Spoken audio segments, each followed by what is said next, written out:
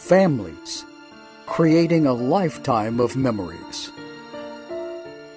Sadly, some families are denied these important moments due to the sad practice of alienation. These are families divided. Divorce and co-parenting are a major life interruption for families, especially the kids, but also for parents and grandparents. And it's even worse in blame-filled, high-conflict cases. When parents engage in alienation by turning the kids against the other parent or grandparents, kids suffer. They're denied the opportunity to build the 4 big skills necessary for future resilience. New Ways for Families online class can help. Parents learn to use our popular BIF and EAR skills to calm the conflict and stop the hostile emails and texts. And we even have a class for kids and parents to learn together.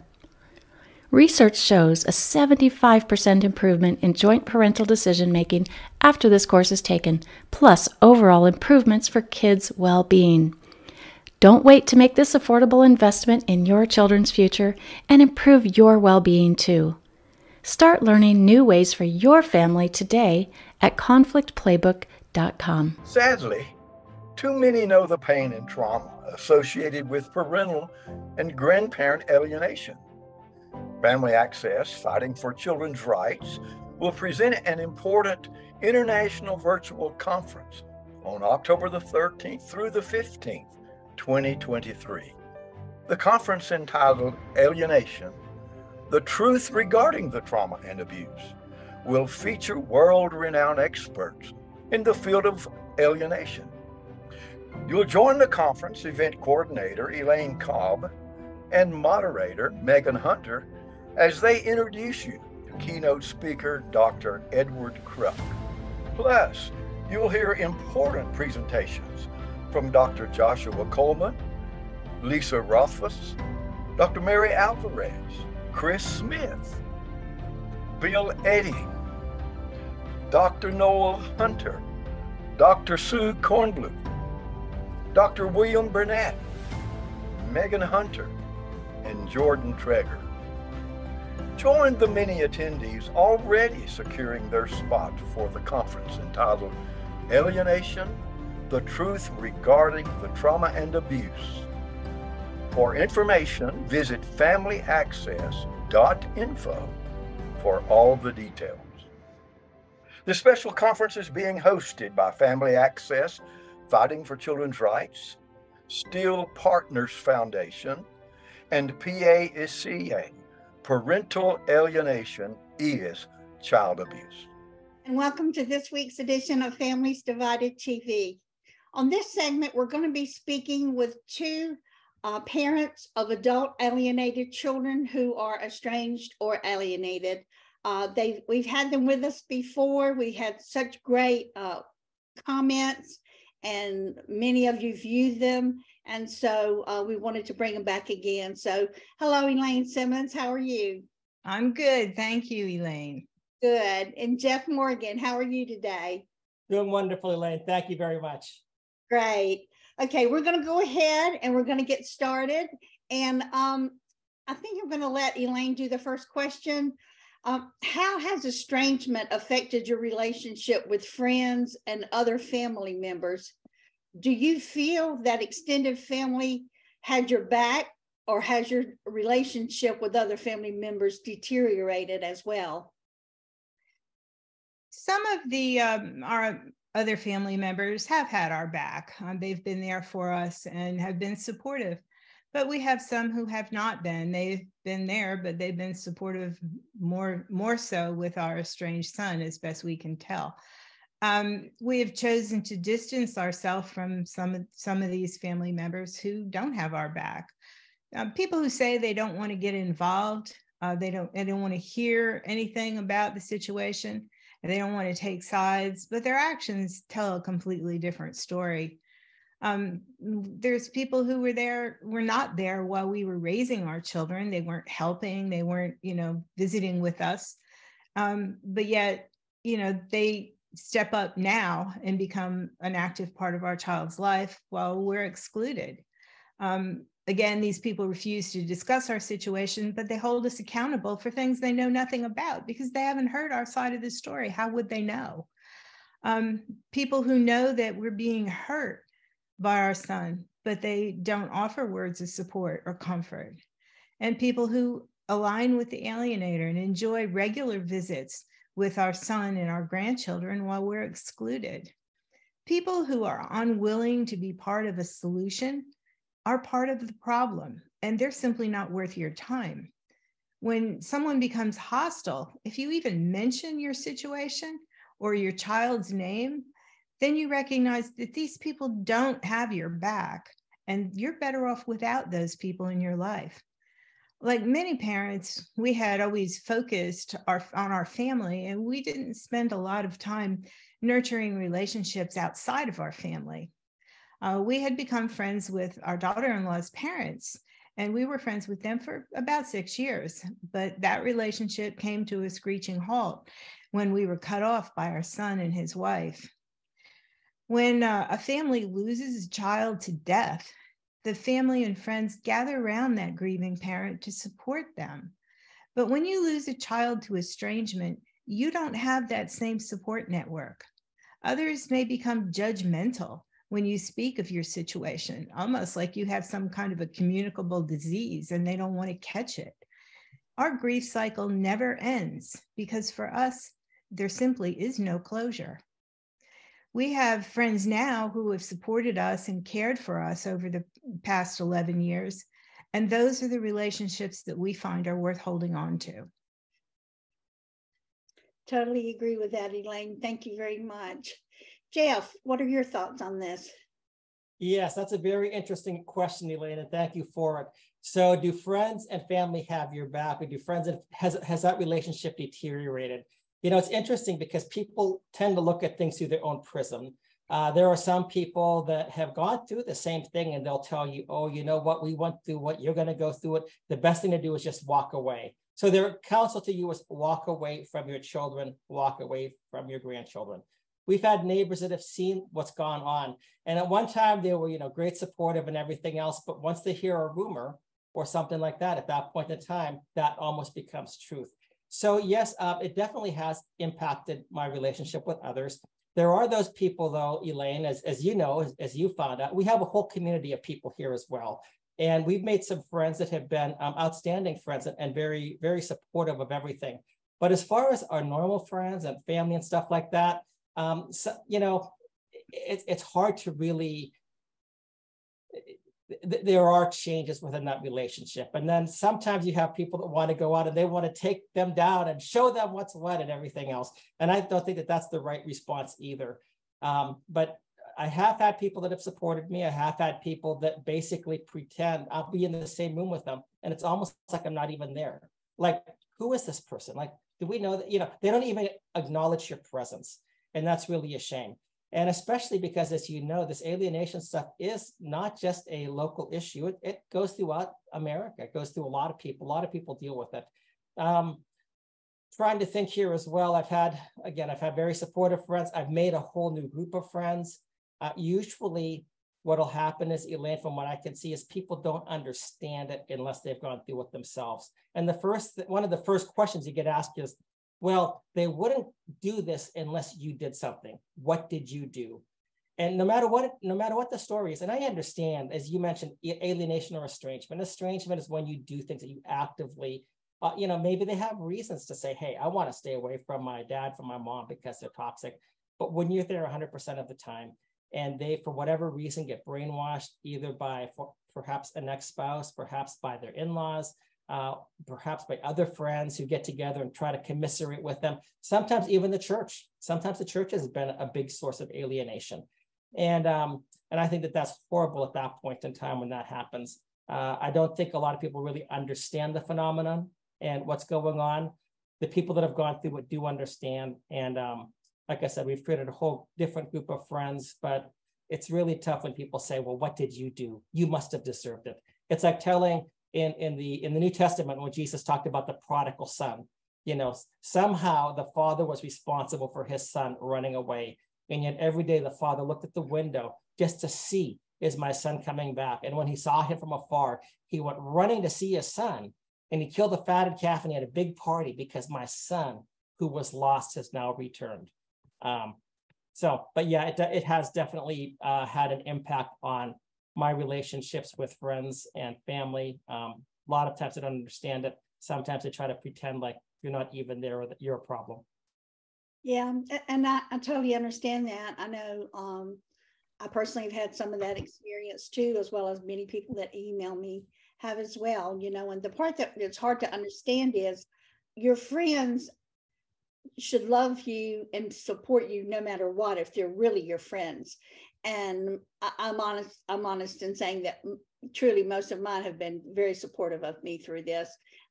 And family, your family should understand if they are being supportive of the child that is alienated or estranged and having a relationship with them without wanting to bring you into the fold or even talk about you with them, they're part of the problem.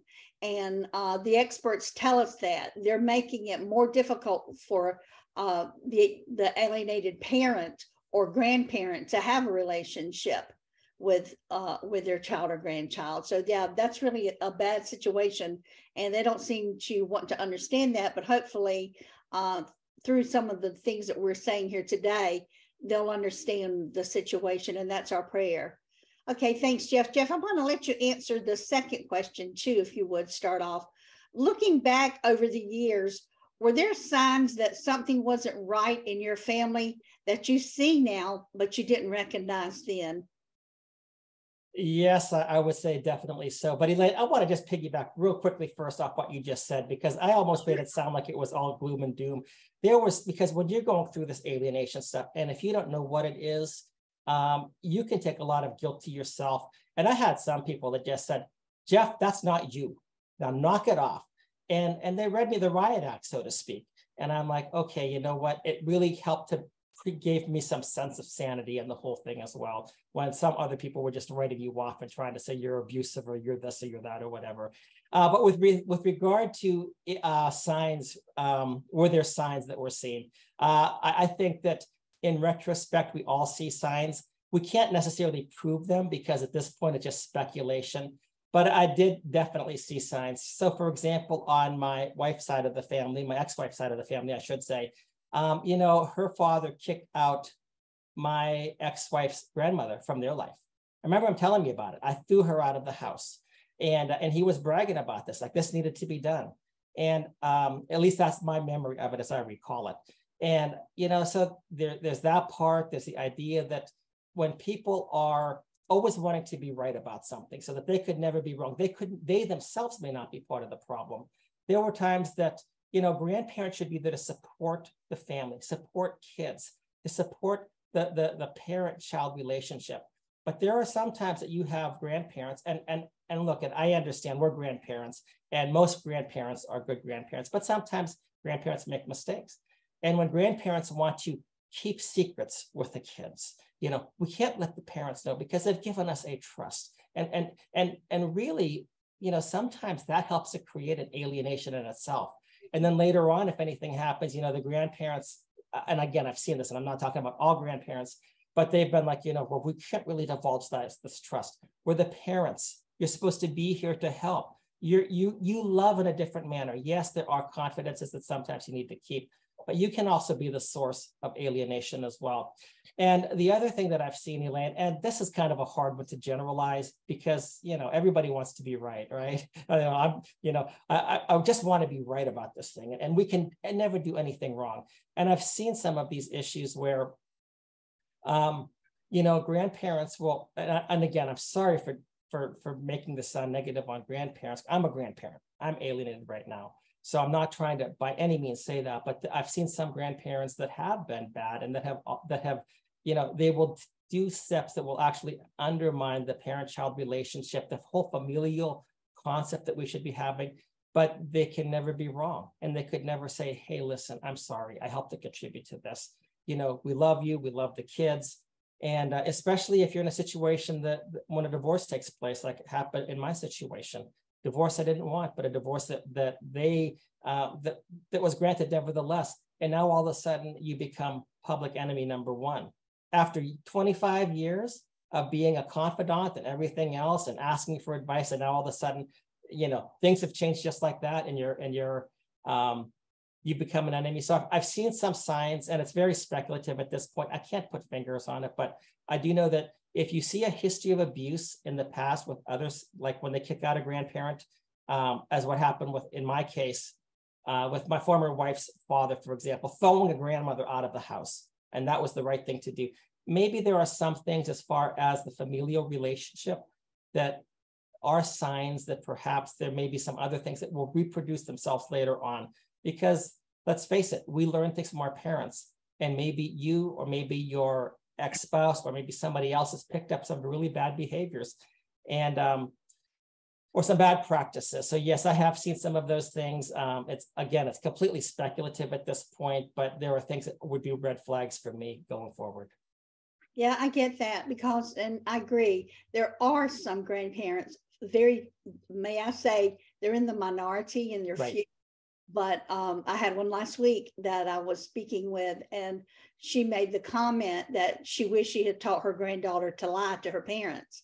And I'm like, whoa, that is not what you need to be doing. You should never teach that child to lie to anyone, especially their parents, And then she didn't want to do something they wanted her to do, the parents. So now she can't see her granddaughter. And I'm like, and it wasn't a big deal that she could have done it, but she didn't want to. And I'm like, you can't put yourself before the grandchild. It's about them. It's not about you, because your grandchild doesn't know why you're not there. So the fact that some of these grandparents can do these kind of things, it doesn't mean they can't change, and that's my prayer, that they see the wrong that they have done and they change it. Nobody's perfect, and they can change. Again, most are great grandparents that want to be grandparents, that would nearly die, to be a grandparent. I know I've said many times in our situation with our granddaughter Dare that we've never met, she'll be 12 in June, I'd crawl to her home, which is like almost 3 hours from us. But I literally, before God, would crawl to get to her if I could see her. So right. There are many out there like that. So thanks, Jeff. Elaine, how about you? What do you think on this question? Well, there were signs, but I think sometimes we miss those signs, and it's years later before we can see them. About 4 years after our son married, we learned that our daughter-in-law had estranged from her own parents for over a year. I believe it was 13 months prior to her marrying our son. Well, our son withheld that information from us. Had I known that when they first began dating, I would not have been so anxious to encourage their relationship. She seemed like a really, really nice person. And, but, I would certainly be leery of someone who could be so cruel to their own parents. And then when our grandchildren were born, they were living in a state which was about a 5-hour drive from our home. And we were told that they didn't want any visitors. They said they wanted a couple of weeks to bond as a family, and they didn't want us to come. We found that kind of odd, and especially now because we do have a younger grandchild from our other son, and we got to visit at the hospital. So looking back, finding that our son told us not to come for a couple of weeks just really seemed pretty cruel. It was odd and very hurtful, but we abided by their decision and we waited patiently. When we did finally get to see our grandchild, well, the first one, and then it happened again with the second grandchild, when we got to see them for the first time was about 2 weeks after they were born. And in both cases, we learned that many friends and church members had already seen the children, had already visited. And all the while we were prohibited from coming. We really couldn't have anticipated this happening, because you always look for the good in your child. I know I do. I try to look for the good in everyone. And I look for the good in our son and daughter-in-law, and thought, well, okay, they must have their reasons, and it's not my place to question them. We have cards and letters expressing great love and appreciation from both our son and his wife. We never had any real issues with either one of them. but clearly they had issues with us that we were totally unaware of. We thought everything was fine because no one told us it wasn't. We raised our son to the best of our ability with the information we had at the time. There was no internet to look for parenting advice, and we lived 1,700 miles from our family. So it was just our little family, the four of us. I'm sure we made mistakes, but parenting isn't a perfect science. We were 21 years old when our estranged son was born, so I'm sure we didn't always get everything right. Our son is 49 years old, and look how he's behaving. Was I any worse at 21? I didn't do this to my family or my husband's family, but he's doing it to us. So how is he such a better parent than we were? Things have changed a lot over the years. Grandparents are being held to today's standards for choices that they made decades ago. No matter how good of a parent we may have been, we had no control over the upbringing of the people who are now part of our estranged child's life. There seems to be a lot of armchair psychologists out there diagnosing us parents as toxic and narcissistic. But we're not the ones cutting people out of our lives without justification or explanation. Thanks, Elaine. That's good, and it's sad, but that's the story many have of that are alienated. Jeff, I'm going to let you start on this next question. Not speaking as professionals, of course, what are your thoughts on how easy it is in our adult children creating the false memories? Thank you, Elaine. I appreciate that question. This has been something that I think I mentioned once before as well, and I've been doing some more research into it. I've been watching a course actually by this, I think he's a Yale professor. And there were a couple of interesting things here that he mentioned. He said, first off, we have different perceptions. So no matter, that's why if you're at a scene of an accident, you have 10 people, you might have 12 stories, right? What happened exactly? Because everybody perceives things differently. So at the very beginning, we have our perceptions as adults or as grandparents. Kids have their perspective. Other people who are not familiar may have their perspective. So at the very beginning, when you talk about the memory, we may have different memories right from the get-go. But the other thing he talked about was the idea about recreation of memories and how memories can be reformed. And one of the things he mentioned was that people who are very emotionally attached to something, they're sure their memory is correct. When you actually test them, their memory may be completely incorrect, but they're confident. They're confident that it's correct, but they may be actually inaccurate in all 7 out of 7 details with regard to that memory. And what he did even mention that there was this one lady who saw the JFK assassination. She was right there, saw it. And right after it was done, she gave her testimony as far as what took place. So that was her fresh memory right there. And then over the course of years, as maybe she heard some news stories or whatever, her memory changed, it shifted. And it turned out that her memory later was completely different than the memory she gave at the very beginning. So, memories can change. But the other thing is that memories can be implanted into you. There was one counselor that I talked with, and what he said is this, because I said, I was talking with him, I said, look, I'm being accused of things that never, ever happened. And one of the things he said to me is just to remember that you have no advocate on the other side. You will always be skating on thin ice. You're always on thin ice.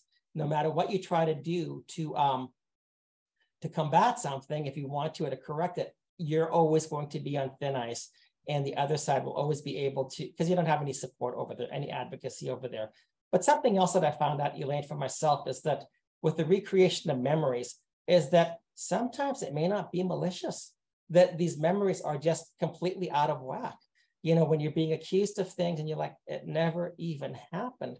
But what happens if they actually believe it? They're not being malicious.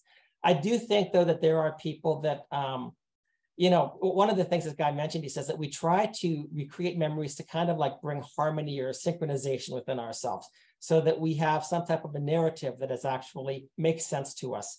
And I think that when you are not willing to tell the truth at the beginning, it's probably a little bit easier to develop memories to support you because, hey, if you've done some really awful things, you have one of two options. either I'm a pretty crappy person, or there was a good reason for me to do this, and that person deserved it. So, you know, when you're dealing with alienation and stuff like that, and the recreation of false memories, you know, I don't really know yet what the exact answer is. I've heard people say that just present the memories, let them, you know, the memories, the good memories that you have, maybe it will start to trigger something in their mind. I don't know exactly how you deal with it, but I think that it's something that people need to be aware of, that you can be accused of things that you never even did.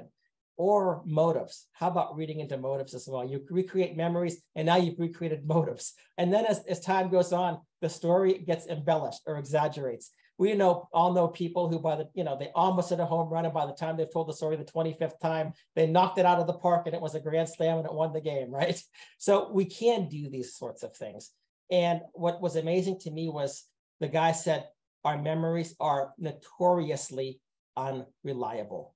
So the very thing that we trust to bring coherence to our lives may be completely false. And that's something that people need to know, that it's easy to recreate memories. It's easy to have false memories. And especially when somebody's on the other side trying to denigrate you, and they're getting support, all of a sudden you have memories that have been created that that never even took place, and that had they taken place, they would have no knowledge of. Yeah, I know Bill Eddy in December did our webinar on brainwashing, and that's pretty much to me what this is all about, is the brainwashing and what the alienator causes with them. You know, they keep repeating over and over these situations to be total lies, but after a while, that person is going to believe them, whether they're a child or an adult. And it's sad, but it is true, and it's even like a cult that they state that it is. So yeah, that's really sad. Thanks, Jeff. Elaine, what do you think? Well, I agree with Jeff about perspective. I think everyone has their own perspective on things that occur, and especially in the normal upbringing of a child. Your child will have their own perspective. They see our actions through the eyes of an immature individual, and they may feel that they were treated unfairly. You know, you liked my brother or my sister better, or you did this or you did that for them, and you didn't do this for me. But I mean, that's a child's perception. In reality, we were just making decisions, adult decisions, that were in the best interest of our family. You know, I mean, not everybody can have a pony. You have to make decisions that children may not understand. And that one day you hope, as they become adults, that they begin to understand why we made the decisions we made. You know, you can't have a pony. We live in an apartment. I mean, it's just that kind of mindset. I mean, we raised our children, as I said before, when there was no internet, there were no professionals to give us parenting advice. When our kids were little, we lived in a rural area, and we were on a 4-party line for our phone. So, I mean, it seems like we were, you know, ancient, but things were very different. And, you know, kids tend to hold on to feelings of resentment that they really shouldn't be holding on to, because, you know, we did the best. Your parents did the best. I mean, we weren't out to try to torture our children or make their lives miserable. We were doing what we thought to make their lives good. And we would hope that they would transition and start to understand that as they become adults, and as they have children of their own, and they start to make decisions for their family.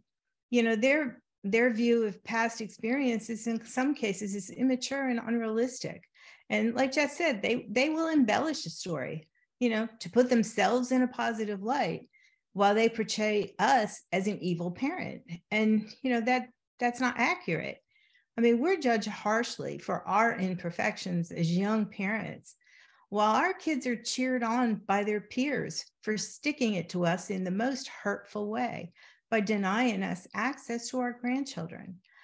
I know that I never did anything to anyone that even comes close to the abuse our 49-year-old son has inflicted on his dad and I, and on his own children for over the past 11 years.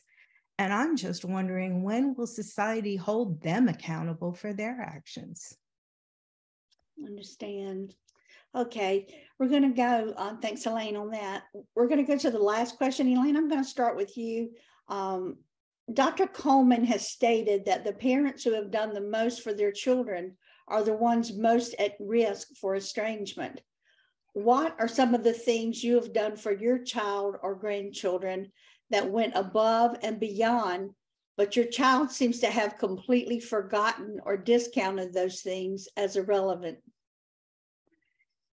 I find this statement very sad, that parents, as parents, we planned our family's activities around the needs and the desires of our children. I recently had an encounter with a woman in her 60s who had cut her mother out of her life years earlier. She was totally insisting that she was right, and she was justifying what she had done. I had never met or interacted with this woman previously. She had replied to a recent video. And what she said to me is, you think they're being unfair to grandparents without acknowledging that they may also feel it's unfair that you aren't the grandparent model they want for their kids. Where do they come up with this stuff? They're assuming that down the road, we're not going to be good grandparents without even giving us an opportunity. She doesn't know me, and she doesn't know my son, but she was judging me based on her own perceptions due to the situation she has in her own family. My husband and I have been happily married for 51 years. We don't smoke, we don't drink, we don't do drugs. We never have. We tried to be the best parents and grandparents possibly, but still, we're not good enough. I gave up a nursing career to be a stay-at-home mom. I sold Tupperware. I drove a school bus for extra income. I wanted to be at home while our kids were in the summer and on school vacation. So that's why I worked for the school district. And driving a school bus, it's not glamorous, but it brought in some extra money and it gave me the results that I wanted for being home. While our son was growing up, he participated in many activities. There were the usual things: sports, school activities, scouts. It seemed like we were always taking him somewhere. He and his brother were on a fall bowling league, and I volunteered as a bowling coach. Every Saturday morning, September through May, for 3 years, we were at the bowling alley bowling. His dad is an engineer, and he helped our son understand math and science and helped him with school projects. As our son got older, we continued to do everything in our power to prepare him to succeed in life, even when it caused us significant hardship. For 9th and 10th grade, our son attended a small rural high school that wasn't very challenging for him. He decided that he wanted to apply to a state-funded residential magnet school 2 hours from home. We supported him during the application process. And after he was accepted to this magnet school, we served as parent representatives for our district, which involved trips 2 hours away in each direction, but we gladly did it. We provided him with spending money and transportation for regular home visits. During those 2 years, he was working towards becoming an Eagle Scout, and we supported him and helped him achieve his goal. When our son was about to enter his senior year of high school, my husband was offered a new position by his employer, which included a promotion. The new position required us relocating to a different state. Our son would not be able to attend the magnet school for his senior year if we moved out of the state. My husband ultimately turned down the position, and our son was able to graduate from his preferred school. When our son went off to college, we paid for his college education so he wouldn't be saddled with student debt when he graduated. He participated in a work-study co-op program for 3 years. He lived at home free of charge while working for a local company on alternating semesters. We continued to pay for his college despite him earning a good salary at his co-op job. 3 years after graduating college, he had saved enough money for a down payment on his first house. Our son completed his college education at a time when many companies weren't hiring. But as an employee in good standing, my husband was able to secure our son an interview with his employer. He was hired immediately and worked for that company for nearly 25 years. After our son married and had 2 children, he took a job transfer, which moved him close to where we were living. His family lived with us for more than 3 months, free of charge, during the relocation process. I was working 30 hours a week, but I cooked and cleaned and babysat for my grandchildren so they could shop for a new home. When our daughter-in-law was pregnant with their first child, we hosted a baby shower at our home. There were a lot of people in attendance. There wasn't a dry eye in the place when our son and his wife opened our special gift. When our son was born, we didn't know whether he would be a boy or a girl. So after he was born, my husband went shopping and he bought a little blue outfit for him to wear home from the hospital. I had saved that precious outfit for 34 years. We also saved his christening outfit. We had moved 6 times during those years, and I still managed to hold on to those little outfits. We placed both outfits in a gift box, along with a framed photo of our son wearing the little blue outfit. I also included a poem I had written. The poem is titled Our Special Gift. Our special gift. These are special little outfits, gently used, as you can see. From the hospital, one was worn by the daddy, soon to be. Chosen by his daddy, who went to shop alone to find a special outfit to bring his new son home. And then the other outfit, the one as white as snow, worn to church on Christmas Day, our Savior, he would know. To you we give these treasures and the love that they contain. I'm sorry. For children grow and leave the nest, but the memories remain. Thank you, Elaine. Our son was born a couple months, our grandson rather, was born a couple months later on our son's 34th birthday. He wore that same outfit home from the hospital 34 years after our son first wore it. I will never understand, never, why anyone would think that we aren't good enough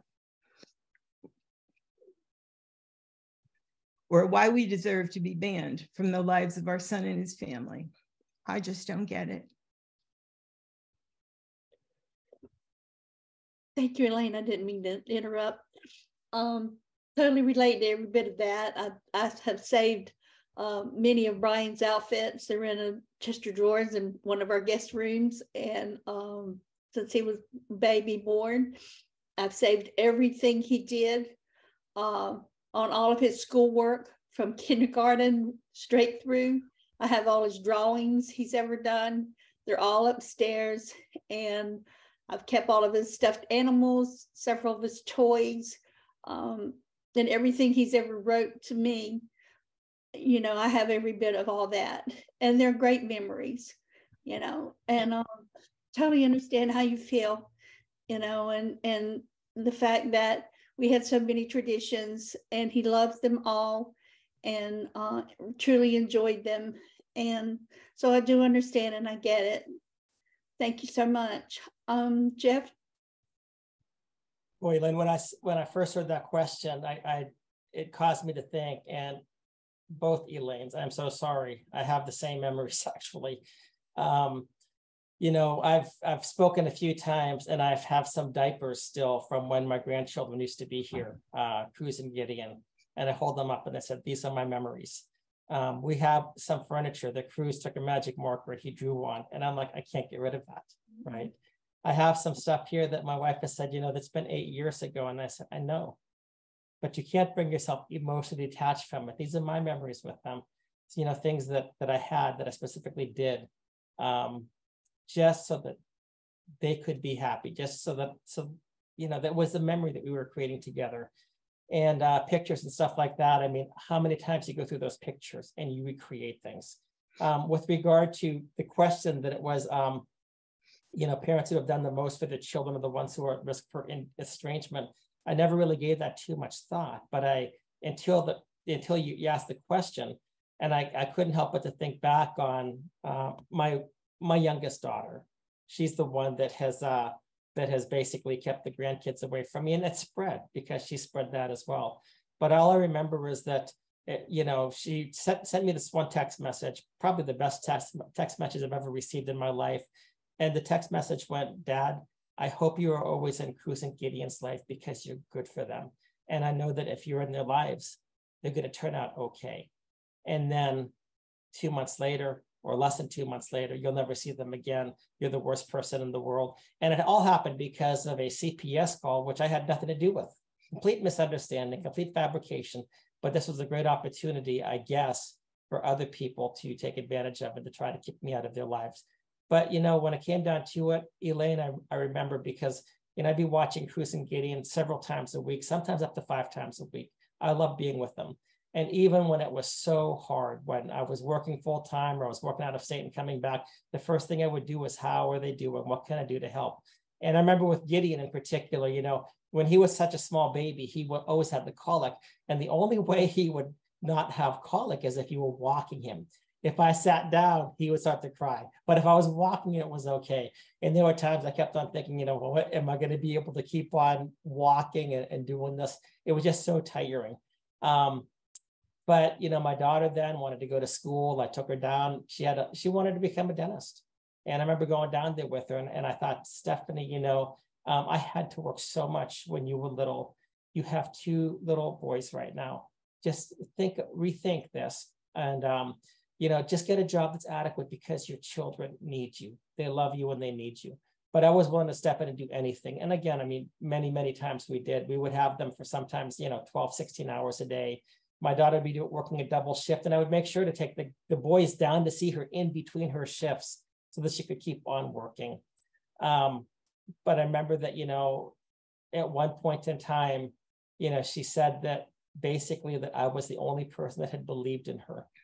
And I thought to myself, because there were questions ahead of time because of some of the other manipulations that had gone by. And I thought, okay, this will never, ever be a question again. And then something happens. And again, this was a CPS issue that took place. And all of a sudden, all of these memories, all of these things that you've done over the course of years that a typical father would want to do, typical grandfather would want to do, and they're nothing, and they're discounted. So yeah, I don't know completely if, with Dr. Coleman's statement, I didn't really give that a lot of thought, but have I experienced that? I think so. And it is really a shame, and to hear your stories, and to hear the stories of so many others that have been through that. And what's really painful is when others turn around and try to make you look like somehow you're not a caring grandparent, somehow that you deserved it, when it was just the opposite. And I guess that's really all I have to say. Love my grandchildren. I now found out that I guess I have not just the 2 anymore. There are other ones in the same position, Elaine, with you that I've never seen. And I'm always hopeful that maybe that's going to change in the future. How much you'd love to be in your grandchildren's life. My grandparents meant so much to me. My grandparents were a source of safety and a source of fun. And anyway, I hope that will change. I hope it changes for all of us. Thank you, Jeff. I know this was supposed to be about adult alienated children, but it also has to include the grandchildren as well, that, you guys have been kept from, that you had a relationship with. Jeff, now you have some that you don't have, never met, as I have with our dare. And but I do know that, we did the best we could for our children. Of course, everyone makes mistakes. You're a human being, but there should be nothing that can't be reconciled and talked out, no matter what it is. It's a matter of, let's talk it out, than not knowing what's wrong, what is the problem. As in our situation, we've never been told. After 12 years, we have no idea, never been told. But yeah, we just have to keep going on and do the best we can. And I really appreciate this really touching episode today from both of you. I know it's been difficult to discuss some of these things, but yet others can relate to it. And I think that we need to be grateful that we have those who will come forward and professionally, shall I say, share their, your situations in a good manner, whereas some can't do that, and I wish that we had more. But I do appreciate y'all and everything you do, and everything that you do in the work that you do for Alienation as well, both for parents and grandparents. So thank you for all that you do. We're going to close really quickly, but I'm going to give Elaine, I'll give you a minute. Yeah, this other lady that I had this interaction with told me that the feelings of her mother never came into play when she made her decision to cut her mother off from herself and her children. And I wonder, how cold-hearted can someone be to see their parents suffering and in so much pain and so much hurt and just walk away? What kind of evil lives in their heart that they're capable of doing that? And this woman's discussion with me was very typical of what we've seen many times from estranged children, that they simply do not care. They just don't. I don't know why they don't. I know my child was not taught to not care, but they don't. And it's really sad. And how can they teach their own children, our grandchildren, to care, to have emotions that they simply don't have? Yeah. Thank you, Elaine. Thank you, Jeff. Elaine, there's a couple of things here real quickly that, when people say, well, how do you explain what happened? And I just have said to some people, how does a rational person explain irrationality? I don't know. How do you explain this stuff? But I also want to say something to people that are listening as well, and especially if you're in the church, because in many instances, I have been so let down by the church. I'm a Christian, love Jesus, want to completely stand for the gospel, but I have seen, I think it was Rachel Denhollander who said that if you are suffering under some type of abuse, do not go to the church because they'll make it worse. And that seems to be the case. Our church does not understand that alienation is taught in the Bible. God has been alienated from his children. Jesus came to his own, and his own did not know him. And that is, to me, what the saddest verse in the Bible. And yet, so we see this, that Jesus came to his own did not know him, but to as many as received him, then he gave the right to become children of God. But when the same type of actions happen against parents, against grandparents, the church should be encouraging reconciliation. And yet too often today, especially, and I don't understand this, Elaine, I will never understand this. Again, how do you explain the irrational? The church seems to always be taking the place of the alienator, not the person who's been alienated. And it's almost as if in the New Testament, as I mentioned earlier, with the prodigal son, that the church is now defending the prodigal son against the loving father who was looking in the mirror or looking in the window, just couldn't wait to see his son coming from afar. So if you're one of these people who knows somebody, reach out, do everything that you can. Everybody needs your help. Do not let, this is soul murder in many instances. Do not let this continue. Thank you, Jeff. Yeah, always think of other people. And I know both of you, as I said earlier, you both are doing that in the work that you do for the cause. And because sometimes it's just listening. You don't have the answers. We're not professionals, but just listening to them matters. And that's a good thing. I know our son Brian, he is alienated from his whole family. My mother's 88. She turned 88 just last week, and is having some health issues. But again, my son has no contact to her or his aunt that he was close to, and his cousins, and that are her children. And it's sad. It's no explanations, no nothing. So I just hope that all of you listening and watching, thank you for doing so. And I hope and pray that if you are doing some of the things that we've talked about that we shouldn't be doing, that you change those things, because your children and grandchildren matter much. And we need to take care of ourselves. And yes, we don't need to have to suffer and be in pain. sometimes you have to release yourself from that, and sometimes take a step back, and some have walked away. But I feel like we should not give up on our children and grandchildren. And just know, especially with the grandchildren, as you know, they're innocent little victims here who should not be having to deal with this.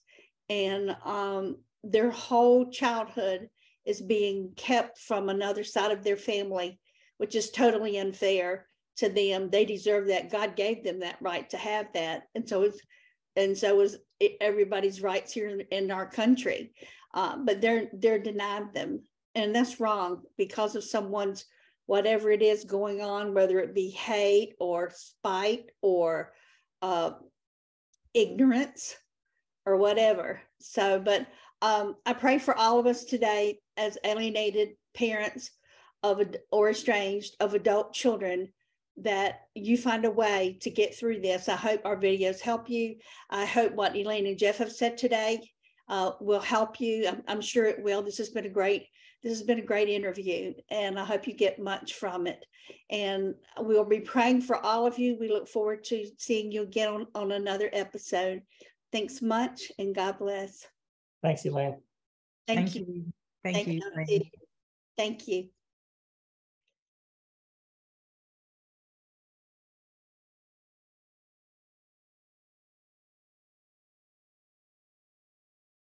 Hello, I'm Dr. William Burnett. I'm a child psychiatrist and forensic psychiatrist in Nashville, Tennessee. I'm looking forward to the virtual international conference that will occur in October 2023. As you know, this conference is created by the organization Family Access, Fighting for Children's Rights. This conference has an interesting title, Alienation: The Truth Regarding the Trauma and Abuse. My own presentation is also somewhat provocative. It's called Truth or Dare: Strategies for Addressing the Epidemic of Parental Alienation Misinformation. One of the unusual aspects of parental alienation theory and practice is the huge amount of misinformation and outright false information that has been published regarding this topic. Over several years, I have documented parental alienation misinformation that was found in peer-reviewed journals, presentations at conferences for mental health and legal professionals, in books edited by psychologists and attorneys, in official statements by professional organizations, and even misinformation in a resolution before the United States Congress. It is impossible to spread the truth about alienation without identifying and counteracting the false and misleading information that is so widespread. In my presentation for the Family Access Conference, I will tell you about several specific examples of misinformation and also our attempts to challenge and correct these false statements. Most of these attempts to set the record straight regarding alienation have been successful. A few have not been successful, and perhaps we can learn something from both outcomes. I'm hoping that the listeners of my presentation at the conference will think about ways they can identify and fight the epidemic of parental alienation misinformation. I hope to see you then. Thank you for your interest in this important topic.